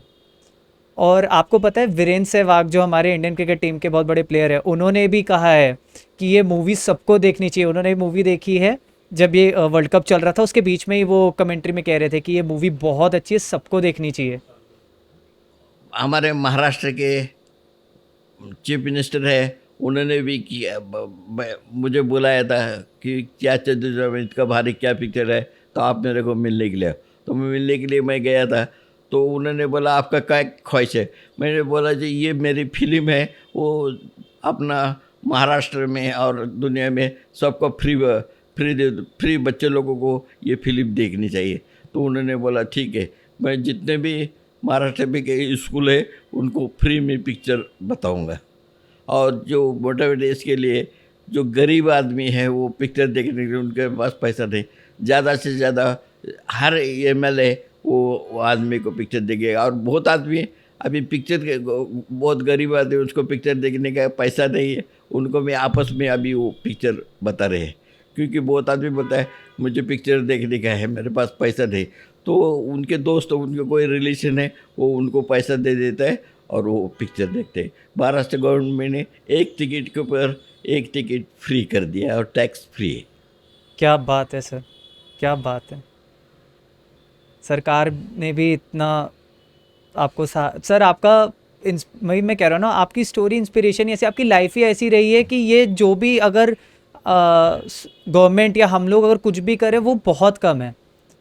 ये हमें पता है कि हमें क्या उससे सीखने को मिला है आपसे, वो हर इंसान पर्सनल लेवल पे जानता है। क्योंकि पता नहीं, शायद कोई जो ज़िंदगी से हारने जा रहा हो, जैसे आपने अपना वो पॉइंट बताया कि सुसाइड का आपने सोचा, तो शायद कोई थॉट चेंज कर दे, वो भी सुसाइड का सोच रहा हो, थॉट ही चेंज कर रहा होगा और उसकी लाइफ भी यू टर्न ले लेगी और वो लाइफ में पता नहीं क्या कर जाए। देखो, तो ये तो गॉड गिफ्ट है, मैंने ऐसा कुछ दिल में ऐसा कुछ नहीं सोचा, ये कुदरत से सब हो गया। क्या बोलूँ सर, मेरे पास तो शब्द ही नहीं है, मतलब जितना आपका थैंक्स किया जाए कम है। तो सर जैसे हम ऑलमोस्ट फिनिश पे ही आ गए, कंप्लीट करने वाले हैं एपिसोड को, तो मैं आपसे यही पूछना चाहता हूँ कि कोई ऐसा मैसेज जो अब तक आप अपनी लाइफ की जर्नी में और कुछ आप शेयर करना चाहते हो व्यूअर्स के साथ। देखो, मैंने अभी ये सब अवार्ड लिया और मैंने अभी मैं जिंदा है, और मैंने कितने दिन जिंदा रहने का भी मुझे मालूम नहीं। मैंने और आप लोगों के लिए, जनता मतलब सब पब्लिक से रिक्वेस्ट है कि मैं इससे अभी और जी कर मैं क्या बनूं और क्या करूं, और आप लोग मुझे एडवाइस करें ताकि मैं जीवन में और कुछ अवार्ड और कुछ ले सकूं। इसके लिए आप लोगों का आवाज़ देकर मुझे बताइए कि आप मुरली आपने इतना कर दिया, इतना जान कर दिया, गोल्ड मेडल लाया सब है, तो बाकी ज़िंदगी बचा है, उसके लिए मैं आप लोगों के लिए क्या सेवा कर सकता हूँ, तो मुझे सेवा करने का मौका दे जनता के लिए। किसी को कुछ हेल्प चाहिए तो हो सकता है उतना मैं करता हूँ, क्योंकि इतना मैं बड़ा आदमी भी नहीं हूँ, सिर्फ मिलिट्री का एक पेंशनर हूँ। और आपने सर कानपुर के जनता के लिए मेरा मैसेज यही है कि मैंने कभी किसी को सामने सर झुकाया नहीं, आप भी किसी के सामने सर मत झुकाओ, यही मेरा संदेश है। क्या बात है सर। मतलब आप अभी भी कह रहे हो कि मैं काम के लिए रेडी हूँ, मैं अभी भी कुछ भी मुझे आप काम बोलोगे मैं जितना मेरे से हो सकेगा मैं करेगा। मतलब ये तो लोगों को सीखना चाहिए आपसे कि लाइफ की जर्नी में जब जितनी सांसें लिखी हैं तब तक आपको समाज को, देश की भलाई में अपने आप को तात्पर्य रहना चाहिए और हमेशा उसमें ही काम करना चाहिए। तो ये इससे बड़ा कोई मैसेज हो नहीं सकता। ठीक है। क्या बात है सर। सर अगर मैं आपसे फीडबैक लूँ कि आज के इस कन्वर्सेशन में जो आज हमारी आपकी एक छोटी सी बातचीत हुई है, आज आपको कैसा लगा? नहीं, ठीक लगा, क्योंकि जो 14 तारीख से 5 तारीख से ये फिल्म जब से ओपन हुई तब से प्रेस रिपोर्टर आपके जैसे सवाल करते हैं, वो सबको मैं राज्य को से सवाल कि किसी का हेड नहीं करता, क्योंकि मैं बड़ा आदमी नहीं हूँ। तो जो भी जी बात है मैं सबका सुनता हूँ, चाहे बहुत बड़ा अमीर हो चाहे गरीब हो। और दुनिया में मैंने सबसे बड़ा दुनिया का होटल है सीरियस, उसमें बैठकर खाना जी खाया। सबसे छोटा रोड पर जो हाथ गाड़ी और टूल रखते हैं उधर भी खाना खाया। तो दुनिया में सर, मेरा ये आप बहुत हम्बल दुनिया हैं। में मेरा कोई ख्वाहिश बाकी नहीं है। सिर्फ आप लोगों को अभी बताया, अगर मैं और जीने के लिए और क्या करूँ, आपकी सेवा करूँ, स्कूल के बच्चे को पढ़ाने के लिए किसी को मदद चाहिए, हेल्प चाहिए, तो मैं करता हूँ। क्या बात है सर। सर मुझे आज पर्सनली आपसे बात करके बहुत ही अच्छा लगा है। मैं ट्राई करूँगा जल्दी आपसे मुलाकात हो, पुणे में आके आपका आशीर्वाद लें और आपके विजन से, आपके एनर्जी से, आपके साथ जो बात करने में आज एक अलग सा एक ना मेरा बहुत ही एक अलग सी चीज़ हुई है कि इंसान को कभी हिम्मत नहीं हारनी चाहिए। मतलब बहुत अलग सी फीलिंग हुई है। जी सर। मूवीज़ का तो अलग, ये मूवी तो आती जाती रहती है, बट जब आप किसी इंसान से कनेक्ट करते हो ना, फिर आपको बहुत ही अलग चीज़ें फील होती हैं। जी सर। तो वो मुझे बहुत एक्सपीरियंस आज अच्छा लगा आपके साथ आज बात करके। ठीक है सर। तो मैं आज सर आपसे एक ही बात बस ख़त्म करने से पहले कहना चाहूँगा कि जो भी व्यूअर इस वीडियो को देख रहा है, आप उनसे एक बार रिक्वेस्ट कर दीजिए कि द RST शो को लाइक करें, शेयर करें, फॉलो करें, ताकि जो भी हमें काम कर रहे हैं कि लोगों तक हम एक अच्छा मैसेज पहुंचाने की कोशिश कर रहे हैं, वो मैक्सिमम लोगों तक शेयर हो और आपकी स्टोरी जो हमने कोशिश करी मूवी से हट के, जो मूवी में नहीं था, वो भी लोगों को पता चल जाए। जी। तो ये आप इतना सा बोल दीजिए कि द RST शो को लाइक करें, शेयर करें, फॉलो करें और मैक्सिमम लोगों तक स्प्रेड करें। आपका जो चैनल है चारे से वो बहुत अच्छा है और आपकी सेवा बहुत अच्छी है, और ऐसी सेवा करते रहो, यही मेरा आपको ये चैनल को। और दर्शकों को ही बोल दीजिए कि इस वीडियो को ज़्यादा से ज़्यादा लोगों तक शेयर करें और फॉलो करें। और इस चैनल को आप ज़्यादा से ज़्यादा पसंद करें। और चंदू चापिन के बारे में इन्होंने जो पब्लिसिटी किया वो सच्ची कहानी है, और आप लोग ज़रूर देखिए। और इन्होंने जो चंदू चापिन की जो पब्लिसिटी की है और लोगों को देखने के लिए मोटिवेट किया, इसके लिए मैं चैनल का आभारी हूँ। Thank you. और आप ये चैनल ज़रूर देखिए। Thank you very much sir. Thank you और सर। थैंक यू सर, आज आपने इतना पुणे में टाइम आए दिया। तो ज़रूर आना। जी जी जी, ज़रूर सर, ज़रूर। बहुत जल्दी आपसे मुलाकात होएगी पुणे में। नहीं। आप भी सर कानपुर आइए। हम तो चाहते थे कि आपको कानपुर बुलाएं, बट शेड्यूल आपका बहुत बिजी है। भैया ने मुझे बोला कानपुर ITI कि का बहुत मेरे टाइट है शेड्यूल। कानपुर में जो ITI है वो उन्होंने मुझे ऑलरेडी जी इनविटेशन दिया है। मैं कानपुर आने वाला हूँ, लेकिन जनवरी महीना के आखिरी टाइम। हाँ, क्योंकि जब मेरी भैया से बात हुई थी तो उन्होंने मुझसे यही कहा था कि शेड्यूल बहुत टाइट है, या तो 15th के बाद ही हम बता हाँ, पाएंगे वही तो आपको, बात है। 15 जुलाई के बाद। क्योंकि मेरा हैबिट ऐसा है कि बड़ा आदमी हो छोटा हो, सबको मिलना चाहिए। सबको इतना दूर से चल कर आते हैं, उनको नहीं मिलने से कैसे है। अभी आपके पास एक आदमी अभी बेलगांव से आया था, वो 300 जी किलोमीटर आया, और उसका गाड़ी आज ही शाम को कल काम पे जाना गया है, तो उसको 2 मिनट मिलने के लिए आया था। तो उसने मिला, आप मेरे को उन्होंने गुलाब का गुच्छ लाया है और ये लाया है, जी जी जी। तो उनको प्यार से उतना दूर से आया तो उनको कम से कम पानी और थोड़ा बातचीत तो करना चाहिए। तो वो लोग किया तो उन लोग जी राजी खुशी समझ से रहा हूँ। गए।